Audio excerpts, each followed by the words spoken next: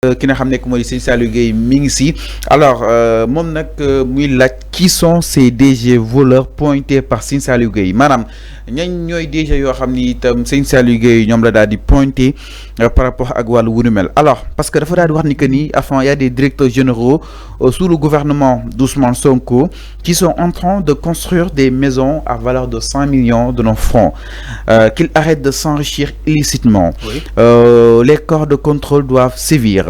Fadilou Keita nag afan ginnaaw ba nga daal di laajee loolu noonu mi ngi sàkku Serigne Saliou Gueye pour mu wax ko tur yi nga xam ni itam ñooy enrichiru si doowu li nga xam ne que moo di justement sénégalais yi c'est-à-dire ces DG alors afan naka na daal di jàngate li nga xam ne que moo di coow yi parce que aussi jul na benn confusion. Fadilou mi ngi sàkku si Césac Serigne Saliou Gueye pour mu génnee ko li nga xam ne que moo di tur yi.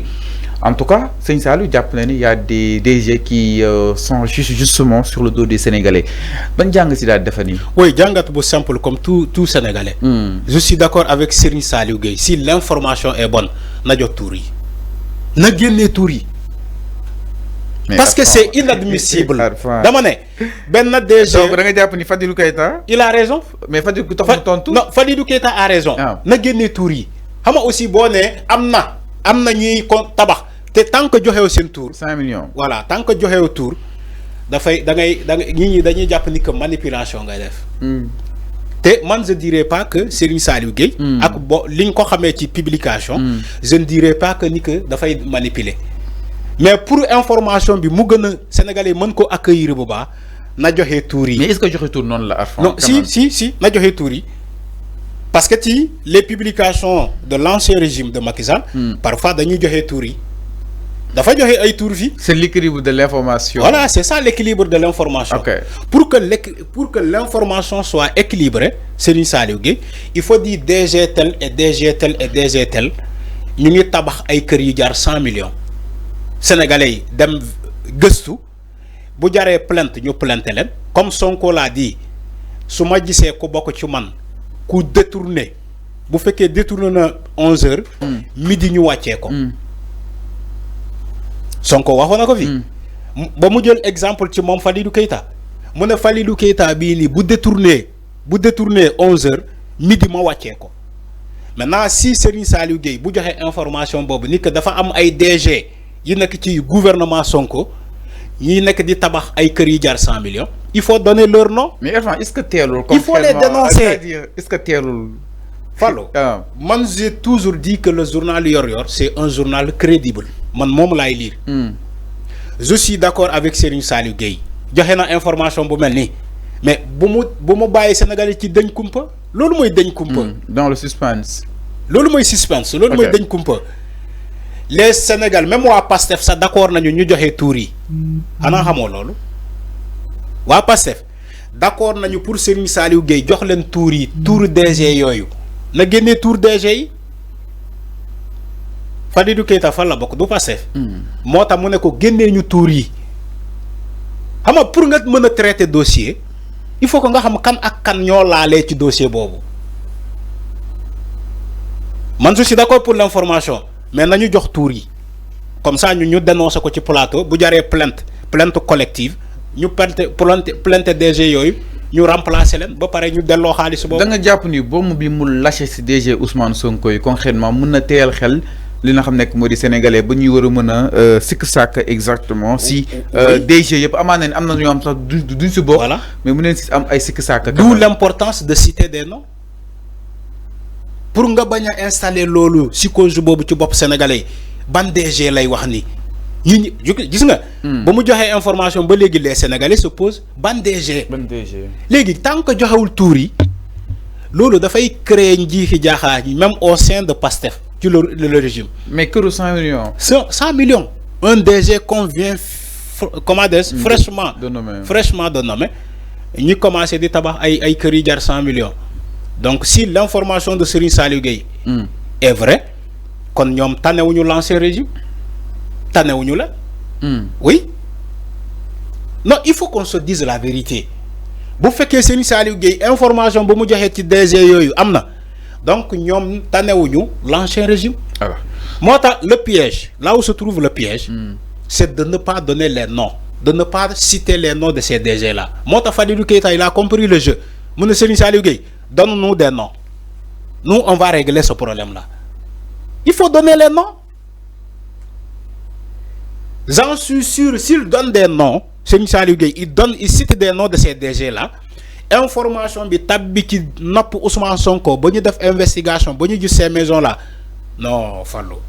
Ouais, mais ils vont régler le problème. L'information complète peut-être du am. Ils vont régler le problème. Dañuy éviter ay plainte ak yoon. Est-ce que tamit jotul nak kon ñu daal di taxaw def enquête ci li nga xam nek modi DG concrètement par rapport ak walu parce que état lepp lu mu bëgg xam Arfan war na ko war mëna xam. Est-ce que les waxul quand même quoi qu'on puisse sûr Fallou.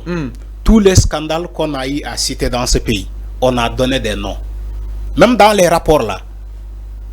Des gens ont été dénoncés, décriés de leur gestion. Okay. On a donné des noms. Mota Manere, Serigne Saliou Gueye, il faut nous donner les noms de ces DG-là. Il faut donner. C'est ça qu'on diffuse une information équilibrée. Man tay bu féké man yor lay liggéeyé ma def investigation bi man ma yoré article bobu man mako bind je vais citer des noms. Bu ma léré ni que information bi ma am ni c'est une information réelle je vais citer des noms. Gisuma luma empêcher de ne pas citer les noms là. Mais pour éviter non c'est pas non entre autres. Mais Serigne Saliou Gueye quand il a voulu citer le nom de comment il s'appelle l'ancien directeur des domaines Mamadou Gueye. Mamadou Gueye, il a cité son nom. Dans des nébuleuses, il a cité le nom de Mamadou Gueye dans un scandale. Mais c'est ça le Gueye. Bon, Mamadou Gueye, il a envoyé une citation directe. Mais c'est ça le Gueye. Sa ligne éditoriale concrètement. Voilà. Arfan, il a toujours été cohérent. Non, il a toujours cité des noms. Sa ligne éditoriale, dafa xawa méngok Pastef concrètement. Mais journal yor gis na commentaire bi ci ñi def concrètement. Oui. Donc est-ce qu'il serait à l'aise justement de citer les noms? Donc s'il ne serait pas à l'aise de citer des noms, il faut pas donner l'information. Il fallait pas. Il fallait pas donner ce scandale là aux gens. Il faut pas publier une information à moitié. C'est une information à moitié. Le DG de Pastef Fadilou Keita, il faut nous citer des noms. Parce que c'est une position non, mal à l'aise. Cite des noms. Jusqu'à l'extinction du soleil, je ne suis pas d'accord avec Serigne Saliou Gueye dans cette information. Il va falloir quand même qu'il nous cite des noms. Opposition bi ça ñu non politique quand la même tribune titre nako Serigne Saliou Gueye à la une. Il faut citer des noms. Gis nga pour nga jappalé Sonko ci liggéey bobu bu féké yow da nga né ligne éditoriale yor dafa mengo ak Pastef.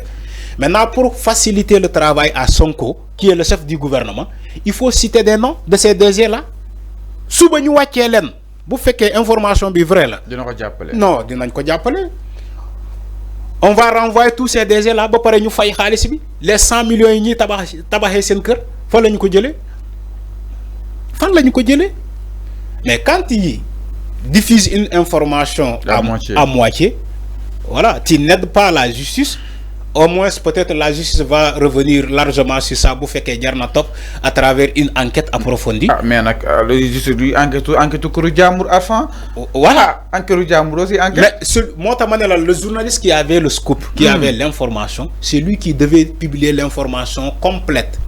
Ni que DG Diou, DG Massamba, DG Alfred Khaumalan, DG Arfan, DG Fallou, à peine nommés, ils sont en train de construire des maisons estimées à valeur de 100 millions.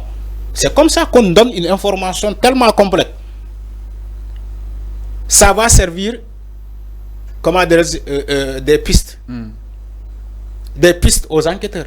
Mais quand il dit voilà, il y a des DG qui sont en train de construire des maisons qui coûtent 100 millions, information beaucoup de sans citer le nom de ces DG là. Mais les rôles. Te man bima xamé yor doxewul ni.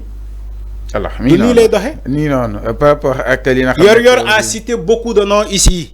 Te fi lañuy fekk fi. Ay Tahirou Sarr, ay Farba Ngom, des titres fonciers, ay Mamadou Gueye qui des lettres de confort. Ay Tahirou Sarr waxoon naa ko fi. Ay Mame Mbaye Niang. Yor a toujours cité des noms. pourquoi ci ce scandale là Yor Yor n'a pas cité de nom ba DG Fadilou Keita ne ko cite-nous des noms. Alors, mais avec de bonne foi, je dis à Serigne Saliou Gueye, je vais lancer un message, ne ko Serigne Saliou Gueye, il faut revenir sur une autre information en citant des noms de ces DG là. Alors, il faut mu jàppale askan wi. Par rapport à la sortie de Serigne Saliou Gueye par rapport à li nga xam que justement cette affaire. Alors, ndax ñu itam si leneen du côté de la régie ginnaaw loolu Arfan ñi daal di ñëw Ousmane Sonko dem